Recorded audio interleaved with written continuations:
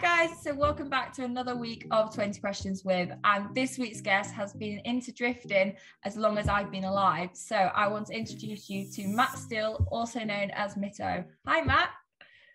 Hello. How are you? All right. The weather's a bit all over the place, isn't it? But besides that, we're all good. As long as it's not raining at the moment, I'm happy. Yeah, but this is England, so it's going to happen. Yeah, it's bound to happen. As you know from last week, we start off with 10 quickfire questions just to get a little bit more to know about you. So nothing too scary, don't worry, but are you ready? I'll give it a go, yeah. So let's start the quickfire round. So what is your favourite car? Anything Nissan and rear-wheel drive. Your favourite track? Oh, Mayhem. Cats or it's dogs? In Japan. Dogs. Perfect. I'm happy with that one. What is your go-to 3-course meal at a restaurant? Oh, wow. That's the really hard question. So I guess it's got to involve, it's always going to be Japanese food, and it'll probably involve gyoza, katsu curry, and mochi ice cream. One called Yukimi Daifu. You have to get it in convenience stores. It's really cheap, but it's really good. I'll have to try that one. You will. It's on the other side of the world. You'll be fine. Just book a flight at the weekend. It'll be fine. Well, they're cheap at the minute. Who is your most inspirational driver? There's a Japanese guy called Ken Nomura he's not a very successful driver, but he is an incredibly good entertainer.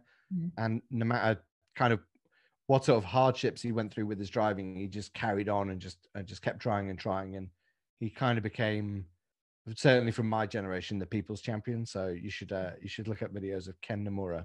Definitely will do. And if you had to choose another sport apart from motorsport and drifting, what would it be? Fishing. Nice and relaxing. I'm an avid fisherman. Depends how you do it. So some of it's relaxing, some of it is boats in the middle of in the wilderness and whatever happens. And are you a morning or an evening person? I work on cars, so both. No choice between that one. No, just all of the hours. And your go-to hobby apart from motorsport? Back to fishing again. Back to fishing. I used to be a skateboarder when I was younger, but I'm too old and fat now. And the scariest thing you've ever done? Oh wow, there's a lot, normally involving cars. I suppose the most dangerous, I guess, was I nearly fell off a mountain drifting in Japan. That was pretty bad. So we kind of bounced off a guardrail, but the other side of the guardrail was maybe 100-foot drop. So that could have been pretty bad. Otherwise, where did I drive? There's a circuit here with a corner they call the bomb hole, not the bum hole, the bomb hole. And it's a big right-hander. And I remember trying to do that in the wet. And it was before I understood about gear ratios. So when people were saying they were in 4th gear, I was trying in 4th gear, but my gear ratio was much longer. So I was going like 40, 50 miles an hour faster than everybody else. And I cried. I was so scared. I still kept going, but I was generally I was like, how is anyone making this corner? I don't understand. And it was only afterwards one of the judges asked me what the hell I thought I was doing and explained that maybe my gear ratio was wrong. So yeah, that was a lesson well learned. Definitely. They say you learn your best lessons when you're out at the edge. Or being an idiot. Yeah. And last but not least, what is one word you'd use to describe yourself?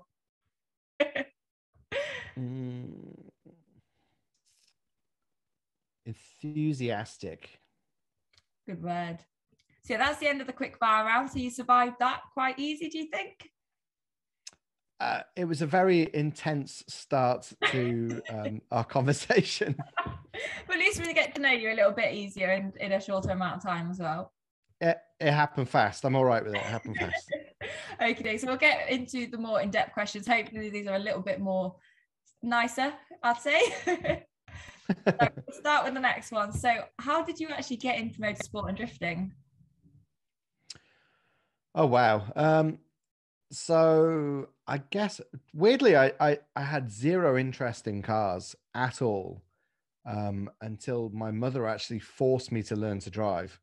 And then I ended up, my first car was a Mini, and I was pretty bad at driving it. I couldn't get like work the clutch properly, and I hated it. So every time I tried to move it, I stalled it.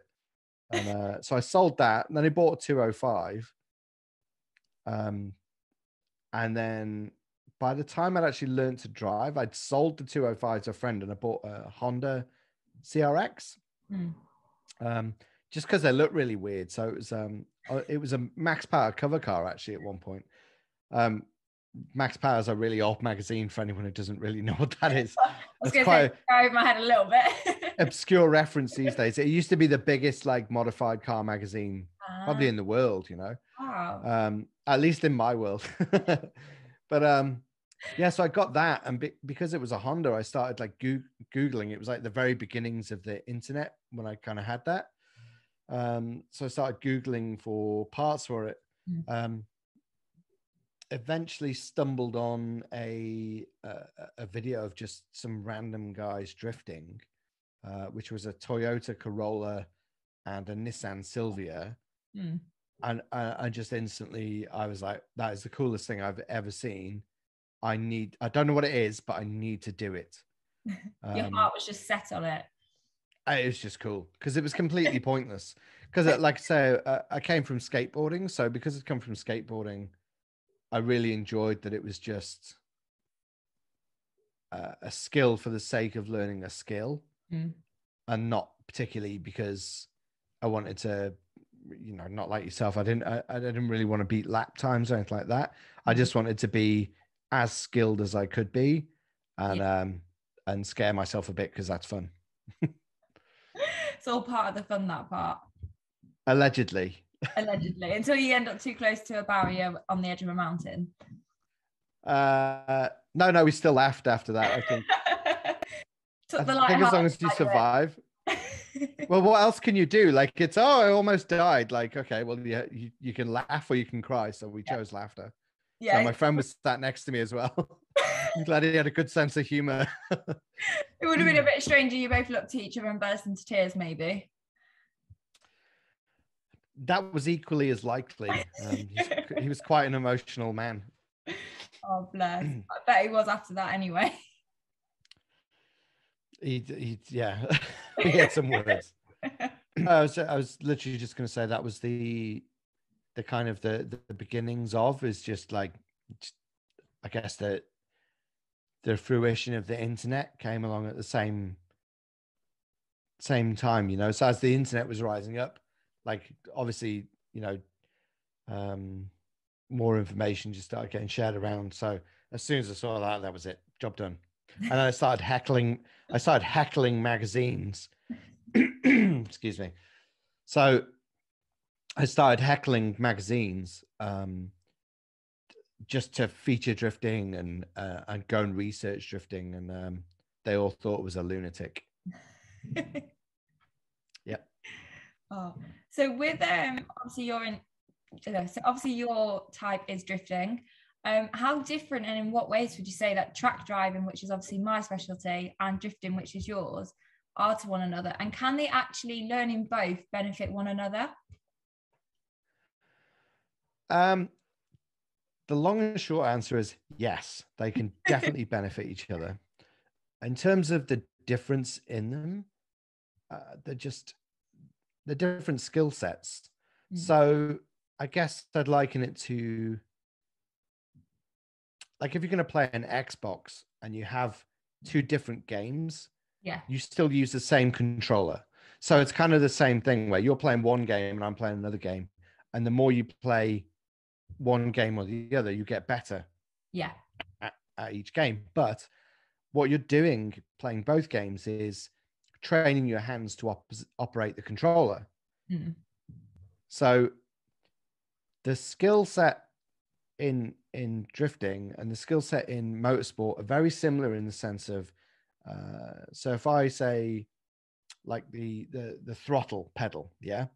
Or for anyone who doesn't drive a car, you can use the trigger on an Xbox controller. So when you first begin, the very first time you use the throttle pedal, it's pretty much you're using it in increments of 20. Yeah. So you can go from 0% to 20 to 40 to 60 to 80 to, so it's like very blocky. And the better you get and the higher your skill level is, the lower those increments become, till you're down at like 5%, 4, 3, 2, 1%. And the highest level of skill is at 1%. Yeah.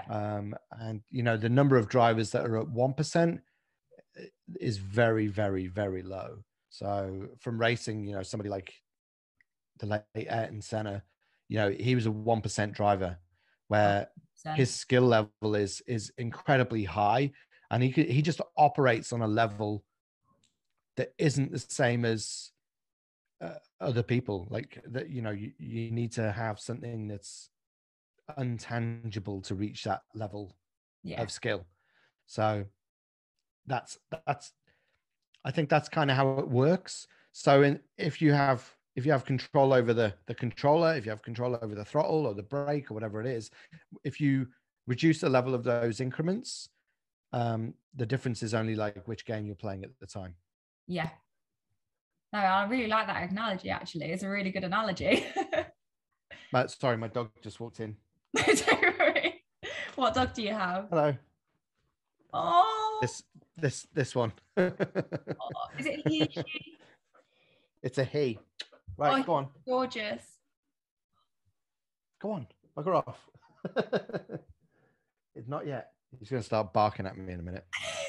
I love dogs, so don't worry. The thing is, I want like to stroke the dog, so I'm like, because we don't have one. We're both too busy to have a dog. It's been kind of like toyed with, but it's just like, I've grown up with dogs all my life, so I'm just like, the house is empty without a dog. He is an incredibly good boy. We got him as a rescue. Oh, bless. And his temperament is just incredible. Like, rescues are normally like have something that's a bit, something will trigger them and suddenly they'll want to bite your leg off. Like he's such a lovely boy. He protected me from a stray balloon the other week. Yeah, a balloon came into the garden and he guarded me from the balloon. It was amazing. Well trained. He's a good boy. He's definitely a good boy. Question is he like garage trained? So does he like come with you to garage at all, or? Yeah, like he's, proper garage dog. He doesn't mind like loud cars and angle grinders and things like that, but he doesn't like hammer noises. So if you're hammering something, he doesn't like it. Bless him. And if you ever like, you hit your thumb and swear, he doesn't like swearing. So if you swear, he's like, oh no, bad things are happening. And then he gets all upset. Oh, bless him. We had a Labrador when I was little, which were meant to be gun dogs. If there was ever any fireworks, he'd run and hide behind the sofa. Yeah, so he's a bit weird because he was never scared of fireworks, and then suddenly he decided he was scared of fireworks. But I think it's because he knows if he acts scared, he gets more attention, and he loves attention. It's all a ploy and a plan. He's a little shit. He's a good boy, but he's a little shit. They make the best dogs, though. Anyway, character. Not when it's midnight and he's still like, throw the ball. Like, yeah, which he does every day. Yeah. So going back on to drifting and track driving. So just as a little side question, because I know there's only meant to be 20, so this doesn't count as 21. But do you reckon then having a go at drifting would help me be able to reach my goals of getting quick around the track then? Yes, unequivocally, because like I was saying about the 1%, when your skill set is more varied, you just simply have more control over the vehicle that you're in. So whether you want to be a drifter or not is kind of inconsequential to whether you want that skill set or not. Yeah. And I think as somebody who's come up with, grown up with drifting, I guess, for the last 20 odd years.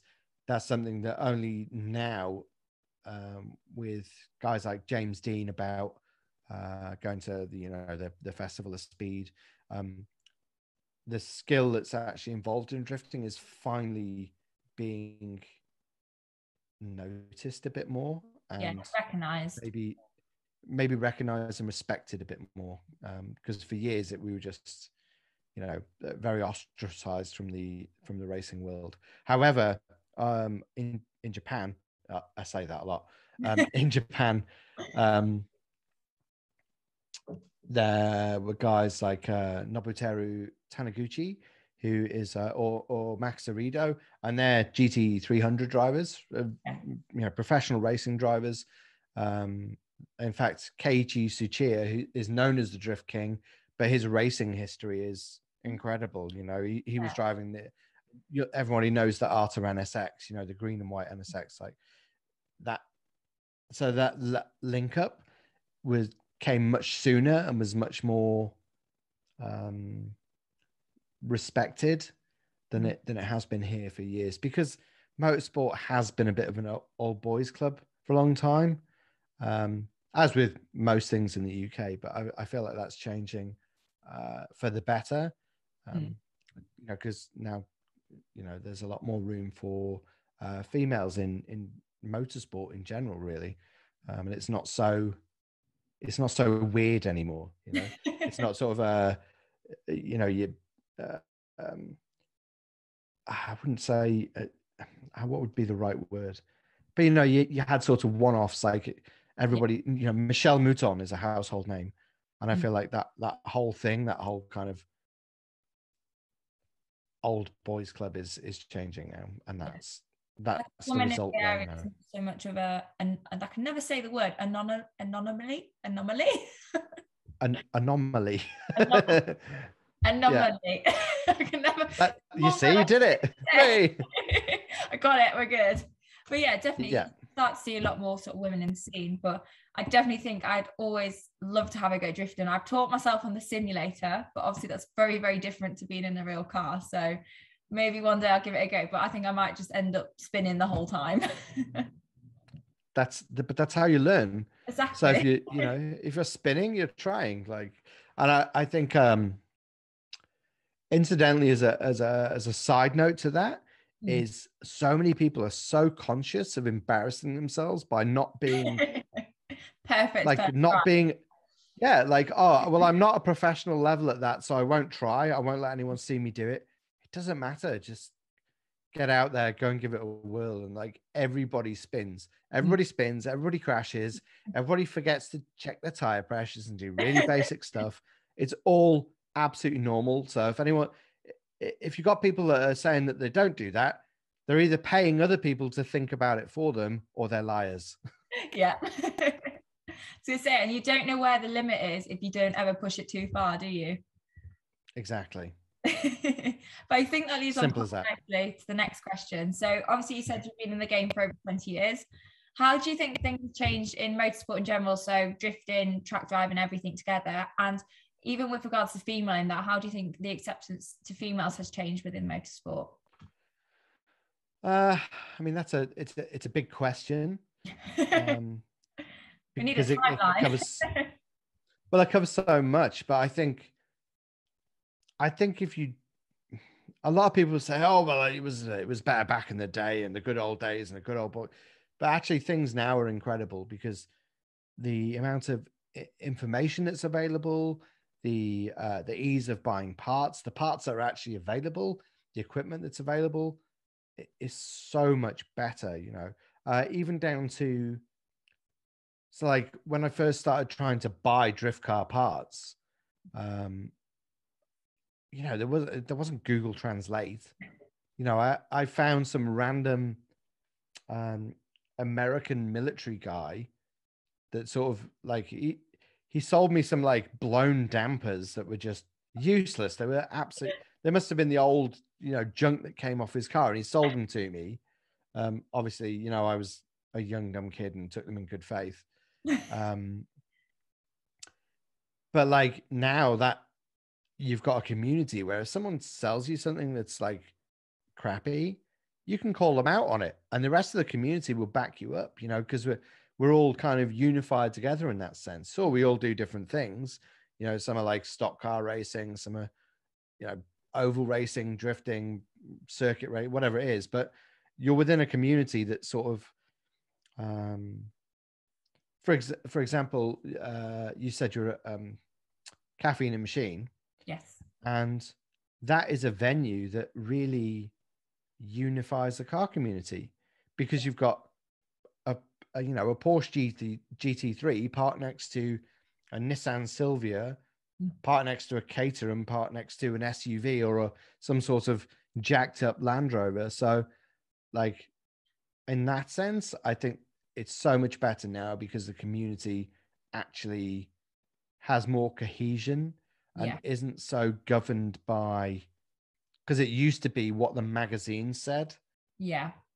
Like, so if you decided something was good or bad, or you had, I guess the pinnacle of that is like Top Gear. So if Top Gear crucified a car, that car was not going to do well. Yeah. Because they were the authority, whereas now the general consensus is the authority, if that makes sense. So people have a lot more their own mind rather than sort of relying on these magazines and big companies. Yeah, basically, you can just decide for yourself. The downside of that is you know, you get fashionable trends. So if people decide something isn't fashionable, maybe, because I love something called K cars, which are just like little slow, useless boxes. UK equivalent would be like a Suzuki Carry, you know, those little square vans. Absolutely love them. They're completely pointless. They're not practical at all. They're slow, but they just make me laugh, and I like them. So, but if that isn't fashionable, you know, I've had a lot of cars where people are going, that car isn't cool. You're not cool. What are you doing? It's like, well, I don't care, man. Like, I enjoy it. But that's the negative of having that group, you know, community consensus as well, as it can go both ways, where some parts of that community can be quite destructive, I think, and limit people's imaginations by making sure they conform to what's popular at the time. Yeah. People would refer back to Top Gear when Jeremy Clarkson called Lotus Lots of Trouble Usually Serious. And that's kind of stuck. It's kind of stuck. I think even now myself, if I post a video of my car on TikTok, at least one person will comment Lotus Lots of Trouble Usually Serious. And that's back from the old generations that were 20 years ago.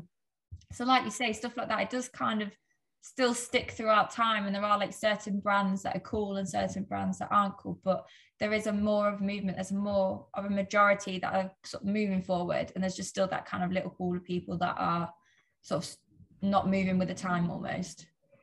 Yeah, I mean, obviously, we're always going to create our own bias. Yes. And especially like when I was younger, because I'm not that young now.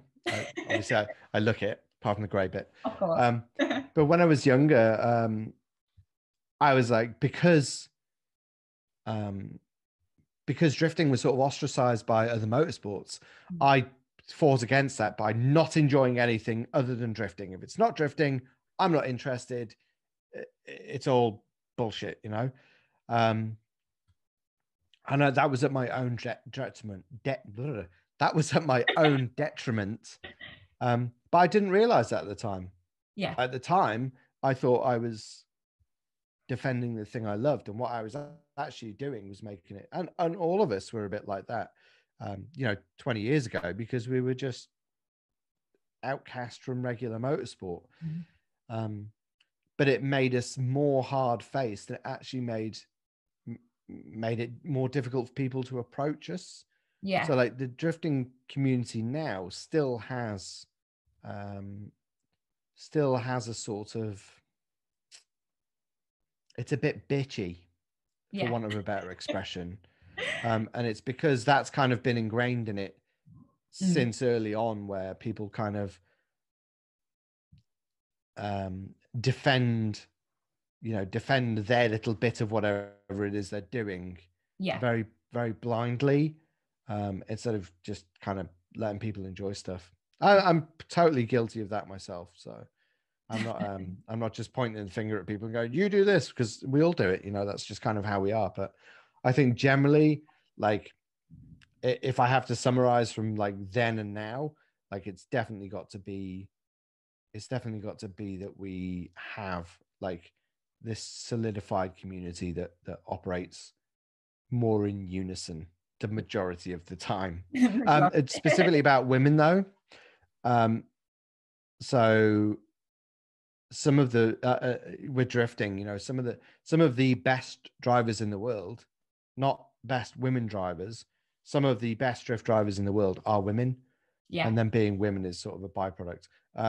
If you have a look at Miki Takaki, she is she basically drives with a guy called Naoki Nakamura at the circuit that I mentioned earlier, Mayhan. They're sort of regulars at that venue. Naoki is one of the best male drivers in the world. Miki is one of the best drivers in the world that is also female. So I like that within drifting, because it's not as physically laboring as racing. Because racing, like, let's face it, you know, we've all had to go on a go-kart, and when you go off a go-kart, your arms are jelly. Yeah. So that there's an element of physical strength required, whereas drifting is 95% about your throttle work. Yeah. And we've all got a foot, and we can all choose how to lift our foot up and down. So it's a very much an equalizer. Yeah. As long as you're brave. Bravery is definitely a factor. Definitely. And I think that leads quite nicely on to the next question. So for yourself, what barriers have you experienced, if any, during your sort of journey through drifting and motorsport, and how did you overcome them? Well, you're assuming I've overcome them. Are they ongoing? I think it's as I was saying before, I think it was just that when drifting first started coming over here, it is nonsensical. There's no goal to it. I mean, a lot of people think that the goal of drifting is to compete. Yeah. That's not the point of drifting. So you hear people say, well, I'm going to a practice day. You know, that's something that's like real big in the drift community in the minute. It's like, going to go to a practice day, but then what are you practicing for? Yeah. Because the practice means that you're going to compete, really, doesn't it? Because you don't practice for the sake of practice, but like going drifting. So if you just go drifting, it is literally just the pursuit of honing your skill or increasing your skill level. Yeah. Like, so I think we're at a point where people kind of need to just enjoy what they're doing instead of give it a specific purpose. And I think that was the part that really confused the motorsport fraternity, is that we were just a bunch of idiots sliding around in cars, but we all had massive smiles on our faces.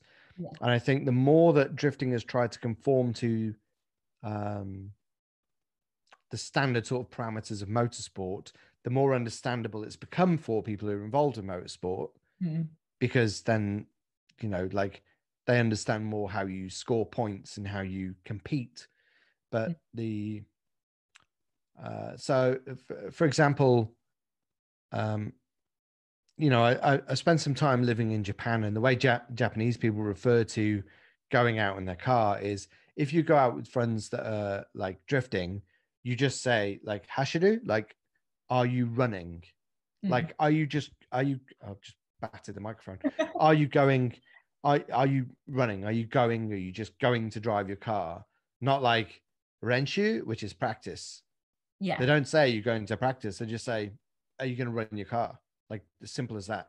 Yeah. There's no other sort of motive to it other than the enjoyment of the thing that you're doing. And I think that's a concept that in the beginnings of drifting, we very much revered, because we were drifting for the sake of drifting. Yeah. Which I think made it very hard for the other part of the motorsport community to really understand it. But then as the years have gone and more motorsport people have got involved. So again, referring back to like James Dean, his family have a rallying background. Yeah. You know, they're you know, his dad's very famous, you know, for sitting on a bonnet and operating a throttle cable by hand and things like, you know, real, you know, seat your pants stuff. But because families like that have got involved who understand motorsport and come from a motorsport background, I think it slowly started making more sense. Yeah. Whereas originally it's just, you know, like the Australians call it hooning, don't they? And that's kind of all people see it as, because they don't understand I'm blanking for words here. They don't understand the intricacies of it. Yeah. So it's like, you know, watching skateboarding, or let's go with the fishing analogy, right? So it's like watching fishing and seeing someone catch a fish, but you don't understand how, like, which knot they used to tie the hook on, Yeah. and which bait they used that attracted the fish, and like, you know, how big the lead had to be to cast the rod the distance that you need to. You don't understand any of that. You understand, you know, fish, hook, line, rod, net. Big fish. Because because that makes sense. But then the details, like, just unless you're into it, they're inconsequential. I've lost the ability to speak. I'm sorry. That's because it's 9:00 on a Sunday evening. That's why. This is your fault, not mine. I do apologize. Blame caffeine and machine. It's all right. I've got nothing better to do. So on to the next question. So obviously you spent quite a lot of time in Japan, which is very, very cool. And what did you find this scene was like over there in comparison to the UK? I know you've touched on it a little bit, but how big really is it there compared to how it is here? So when I first went out there, I first went out in 2001 maybe. And it was ridiculous. The size of the scene there, the size of the community. So to give you an idea,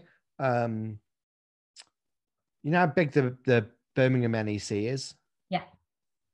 So imagine, like, we've all been in one hall of the NEC, right? And they're massive, aren't they? You know, they're big enough to put like a live demo arena in and a load of. So imagine, I think when I first went, there were 14 halls. Wow. 14 of them.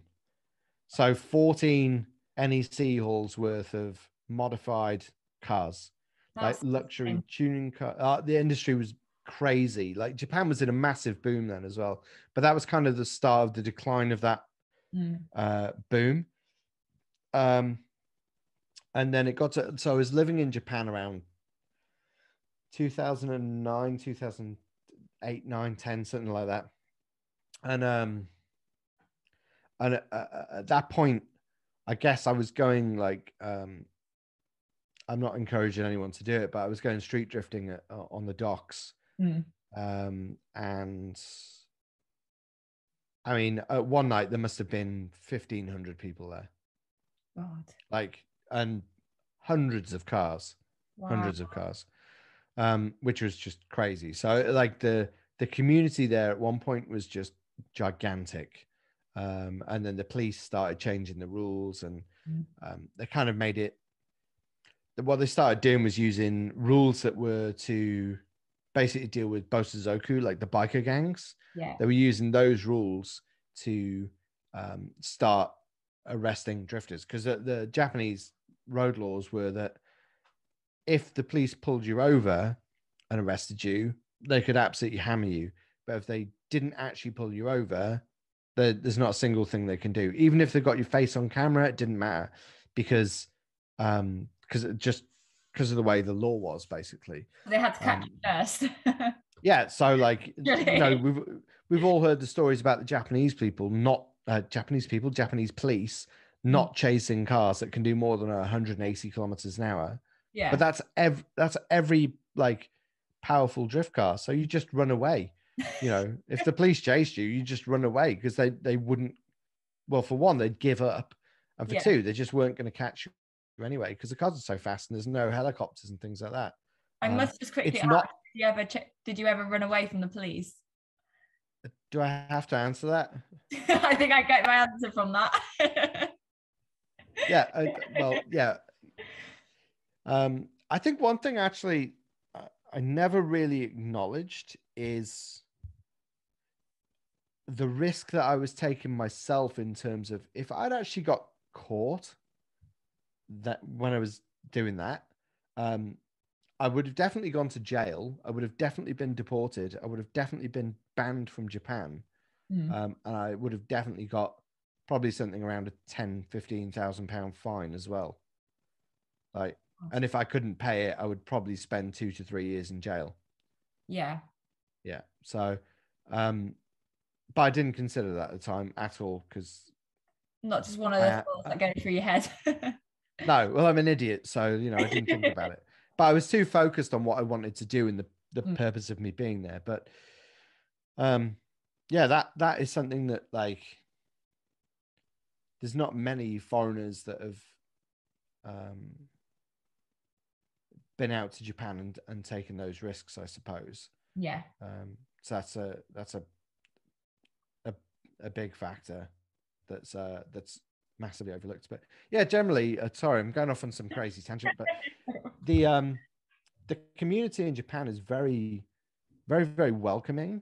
I don't know about now because like it's different now because if I go, people know me and I know them, so it's a bit harder to quantify. I think now there's a lot of YouTubers and a lot of shops in Japan are like banning YouTubers, because they're a bit of a pain. But I think if you go there to live and you buy a car and you start sort of operating in the same way that Japanese people do, you can't just go, you can't just go there and just, we call it gaijin smash. Gaijin meaning foreign and smash is very obvious, but you can just sort of like, sledgehammer your way into things. But that's not, if you want to be in Japan a long time, that's not really sustainable in their culture. Yeah. So there's definitely a hierarchy there as to who you can run with. For example, there, if you're chasing someone and they spin out and you hit them, that's your fault. Yeah. Because you should be aware. You shouldn't be like trying to chase anyone without that control. It's just how it works. So there's a lot of things like that where I would try and drive with other people, and they'd just stop. They'd just pull off and just wait for me to go away. And I didn't understand at the time. It was a long while. It must have been at least going on for a year before people would drive with me, not just be out on the course at the same time. Yeah. So like, there's a difference between like driving with someone and driving kind of in the same place a couple of seconds behind them. So that takes a long time. So if anyone watching is planning to go out and start trying to become a street drifter in Japan, you probably missed the boat by about 10 years. But if you do go and do it, just be respectful and just be aware of your surroundings. And I'm definitely not encouraging anybody to do anything illegal. Definitely not. So moving on to the next question, looking into the future, what are your like aspirations and goals within motorsport drifting, your car building? What have you got planned, and what do you want to achieve really? So now I've had all these crazy experiences, and I had the opportunity to drive with, be involved, talk to, work with drifters at all levels, all around the world. So what I would like to do is use, I've got my own YouTube channel, and I want to be able to use that platform and use any voice that I have to give back from everything that drifting's given me an incredible life. Yeah. And I've got to do some amazing things, and I've got to do things that I doubt people will ever be able to experience ever again, because that the era is is gone. You know, it's like a, you know, I got driven around on, you know, the Wangan. So it's like the C1 Expressway. I got driven around the C1 Expressway by the owner of one of the big tuning shops there at 200 miles an hour, you know, and it's just not something that's accessible. Yeah. Like the shops aren't there anymore. The guys aren't doing it anymore. That era is kind of gone. Yeah. Times have Other changed. people, you know, yeah, like times have changed, but that like going out in like an R34 Skyline and doing that is like, those cars have become so expensive now. It's a very elite thing to do. Yeah. So it's in the same realms of driving Lamborghinis and things like that, where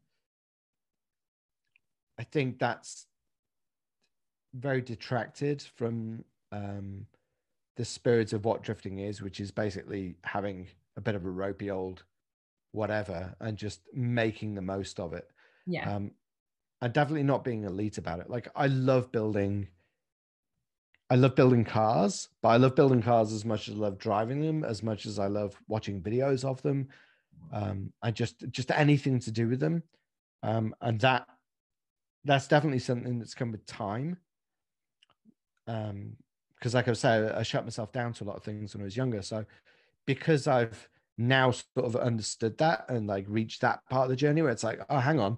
Well, the best way to enjoy this is to enjoy all of it and not just the part where you're driving, you know, because if you don't enjoy building a car, then, but you have to build a car to go racing or drifting, then you're already burnt out from building the car before you even get to the bit that you enjoy. Yeah. But if you enjoy building it and you enjoy racing it, and then you enjoy like the maintenance and everything, and you enjoy changing the oil, and you respect the fact that you can even own a car in the first place, then suddenly like the thing that you have becomes so much more valuable And special. Yeah, so I kind of want to like help people understand that and help them kind of sidestep the mistakes that I certainly made while I was kind of growing up and getting into drifting. Because like when we started drifting, you know, we were just making it up as we went along, because none of us could speak Japanese, none of us knew anybody Japanese, you know, so it was, information just wasn't available. I mean, I have a magazine like here somewhere, one of these, that's from like, I think it's from 1998, maybe. And it was an old magazine when I got it. I got it from a friend, and it was the first option magazine with drift cars in it that I'd ever seen. I still have that like 20 years later. Amazing. I'm a bit of a hoarder. But that you know, all of that information is just kind of like logged. It's all kind of in there somewhere, and I just want to be able to share that and help people not make mistakes, enjoy what they're doing, and I guess not pigeonhole themselves into like a little conformist box of, you know, my car has to be low, my car has to be this, I have to have that body kit, otherwise I'm not cool, or you know, I have to drive a Nissan, a low, whatever it is. Like, I think the most vital part of it now is just that we all enjoy all of like car life. Definitely. And even all the so that's my ambition. Definitely. So obviously part of it is building and modifying cars, and that's what you do. So what has been your best build, and what has been what you'd say your worst build so far? So I did actually, you sent me the questions earlier, and I did actually have a little think about this one. And so there isn't really a worst one, right? So there's mistakes that I've made, but every time I make a mistake, I learn from it and I move on. So by that sort of logic, you'd assume that the first car I ever built was the worst one. Yes. Because I didn't know what I was doing. I still don't. But so basically, if you look at it that way, the first one I built was the worst, and the latest one is the best. Yeah. So there's certain things that I do in terms of building cars. Like I don't build engines. Yeah. I don't do wiring looms. And I don't do like ECU mapping, but in terms of like turning spanners and fitting parts and the planning and implementation of everything, that's the bit I do. Yeah. So, like that overall vision that's plenty to deal with by itself. Like building engines and it is like, sure, I can slap an engine together, but not as well as somebody who does that every day. Yeah. Sure, I could build a wiring loom. I can buy a painless loom, can't I? Those sort of cheap kind of DIY things, and I can slap that together. Like that's fine. But if I take the car to a company that specifically does wiring, for motorsport applications, it's always going to be better. Yeah. So I kind of do I guess, the overall building of a vehicle. So Yeah. planning and implementation is my thing. But so yeah, the current one is probably the best. I mean, I've got a Sylvia that I've pretty much just almost finished building, which is pretty fancy. And then I've got another Sylvia which I'm building, which is so the bodywork on that is made by a guy called Hariyama. His company is called Car Modify Wonder, and he hand makes all these kits himself. So it's like wide fenders, aftermarket bumper, it's all very sort of high end stuff. But he literally does it all himself by hand on the other side of the world. And I believe I've got definitely the only one in the UK. Wow. Well, no, there's one other guy with the bumper and stuff, but it's like the only complete Car Modify Wonder car, Yeah. So that's, very sort of rare and exclusive, and all the parts are, like you have to order these things like 6 months in advance. There's quite a waiting time. So that's quite nice. And then I've got a GT86, which I'm building with. So there's a couple of people involved in the build, but the company called DY Engines, Dave Yandel, he's building, and so it's a Nissan Silvia engine that's been like bored up. So it's like a bigger CC, like it's a bigger capacity, with a gigantic turbo strap to the side of it. So we're aiming for just over 1,000 kilos, 700 horsepower. That's insane. And then it's got a Glebe sequential gearbox behind it. So obviously a British gearbox. So that's going to be a monster. It's not a drift car. It's kind of like I just like to go and sort of annoy supercars in it, really, because I can't afford a supercar. But yeah, that's sort of like my. It's a car that I've not compromised on. Yeah. So if whatever I want for it, that's what it has, and there's no compromise. So it's taken a long time because obviously some parts like are incredibly expensive. So it takes a long time to kind of. Yeah. I was thinking about the worst build though. Like I was saying with the first one, I built, you would assume it's the worst, but actually the one I'm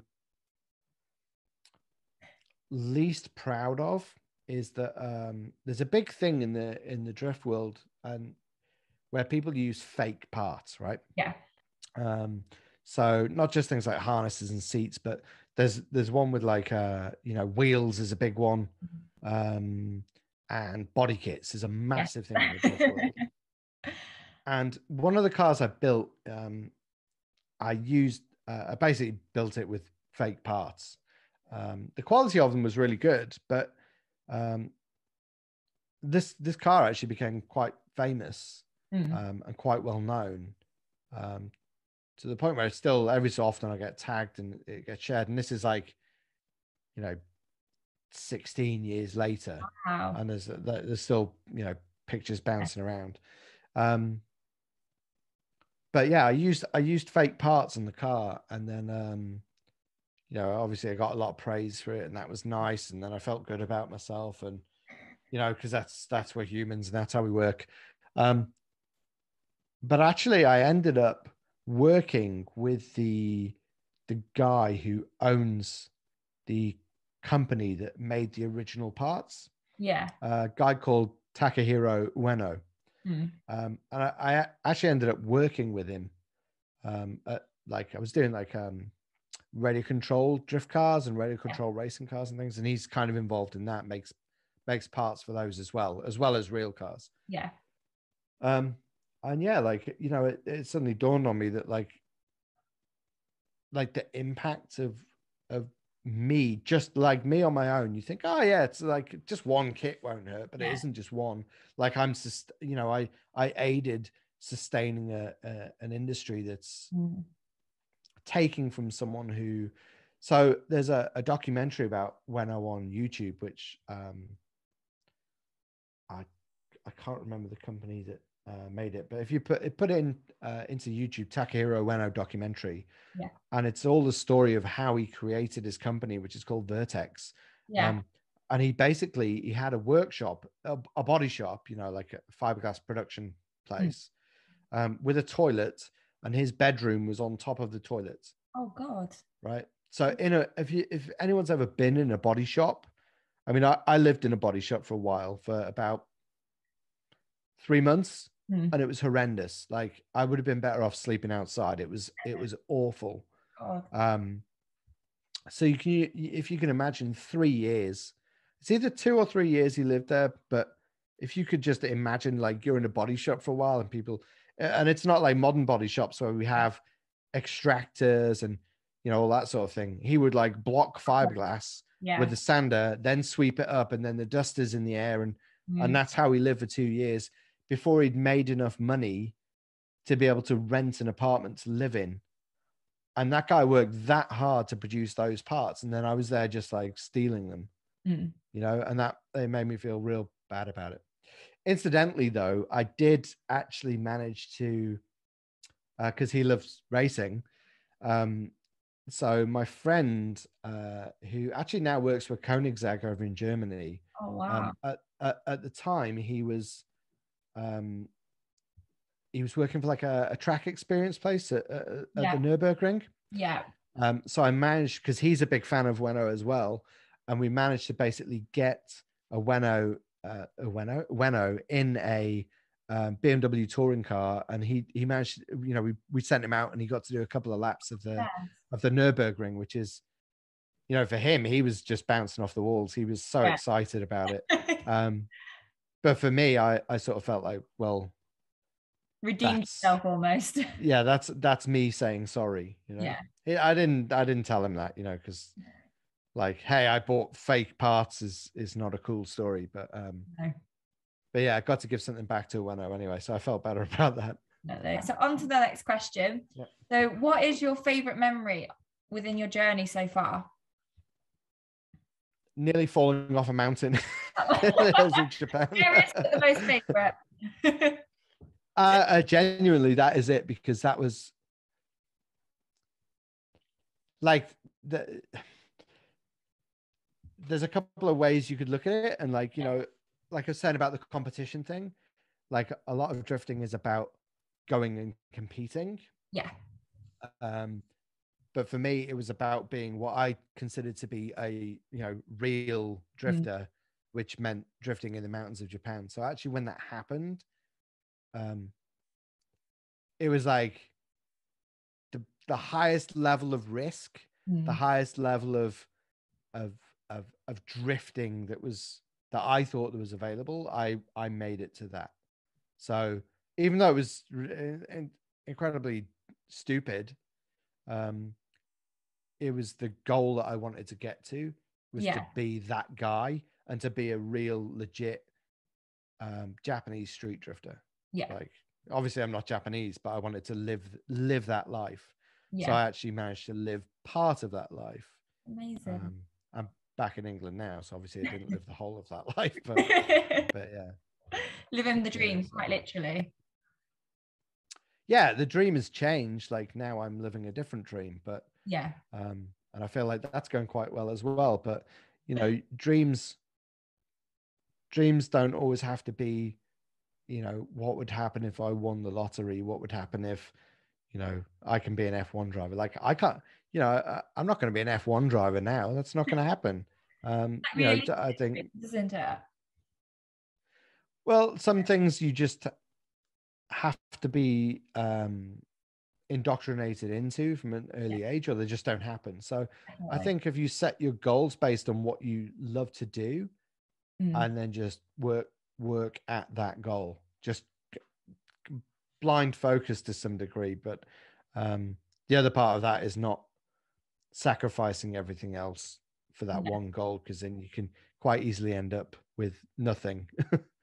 So Which I think yeah, balance. On to the next question, actually. So for the top skills to make it in motorsport, and particularly drifting, what would you say are, if we say the top 3 skills you say are needed for drifting? Number 1, you have to have the ability to learn. Yeah. So, you know, a lot of people are very naturally gifted at things, and they peak very quickly. If you're someone that has to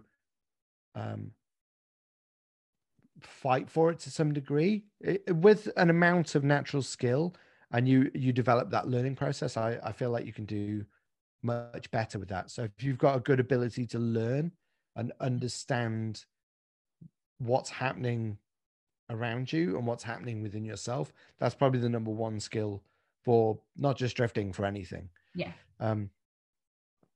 The second one, I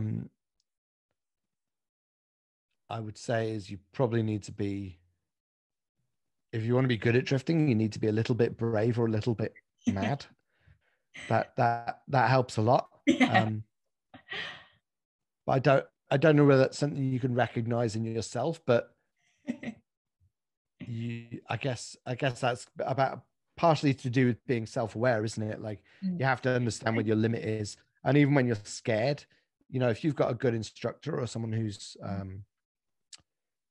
good at kind of guiding you into a situation, then that will really help a great deal as well. So don't try and do too much at once. You know, you're not going to do backflips on a BMX the first time you try and ride it. So like, you know, let yourself grow. And the third one, I don't know. It's kind of it. You just need an ability to learn, an open mind, and to be a bit brave. It's pretty much it for me. And I think anyone. Sorry, I was going to say, I think anyone can pretty much learn to do the basics of drifting. Yeah. And learn to get in a car and enjoy it, and do the basics of racing, and get around a track and feel excited and enjoy building a car. And you, as an individual, decide what level you want to get to. Yeah. Pretty much nobody's stopping you. And if you think there are, you just making it up. It's down to you. Definitely. I think that almost answers my next question, actually. So you're almost psychic. Sorry. No, don't worry. It's because you read ahead. That's why. So finally, I didn't read the last one. Sorry. I see. So question 20, last but not least. So what is your best advice for anyone who wants to get into motorsport, particularly drifting, but just motorsport in general?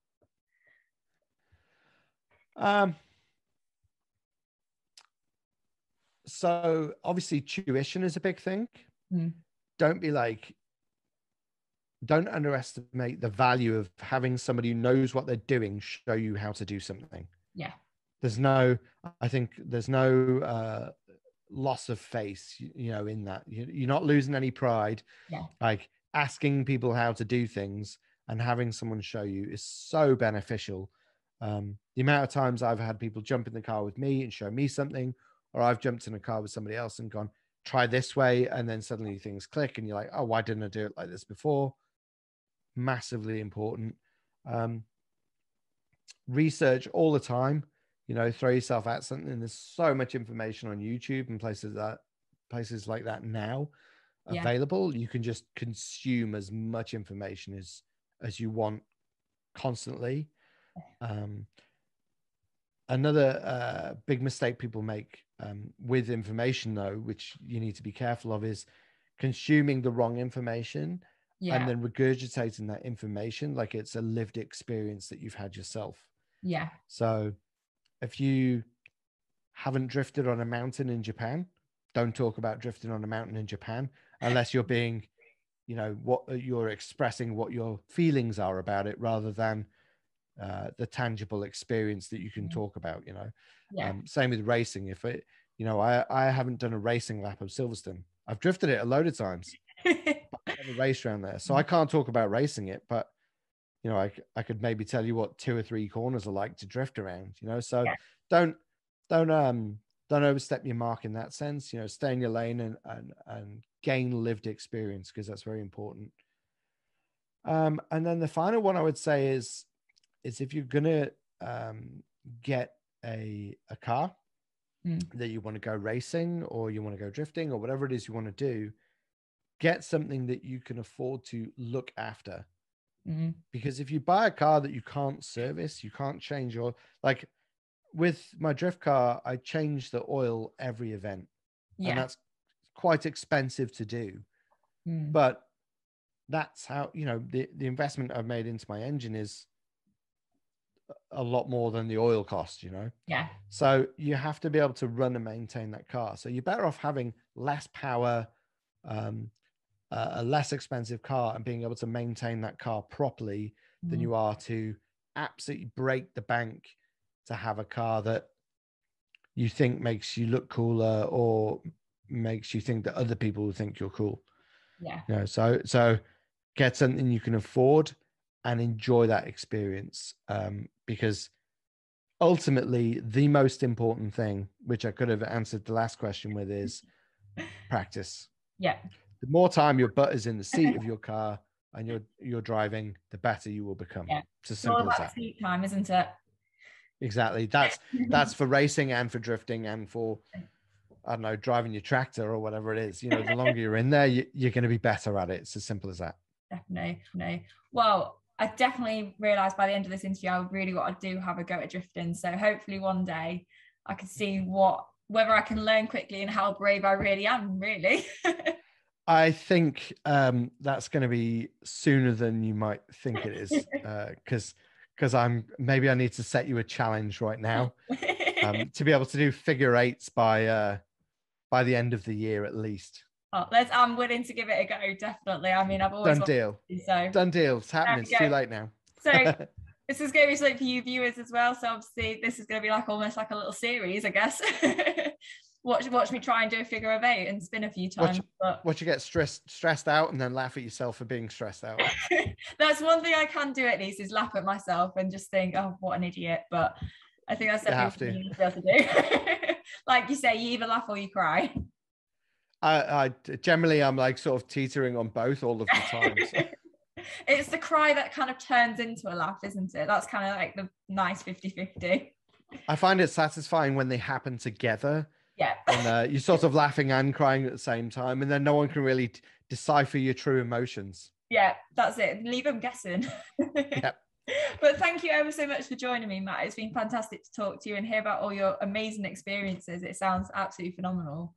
Well, I'm happy that you invited me on and that I got to share some of that, and hopefully your audience has gained something useful from listening to me waffle about being silly in cars.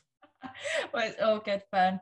But you guys know the drill. This is going to happen every Monday, so make sure you stay tuned to see our next guest as well. But again, thank you so much, Matt. And you guys know the drill. If you want to make my journey your journey, like, follow, subscribe, and I'll see you next time. Bye. See ya.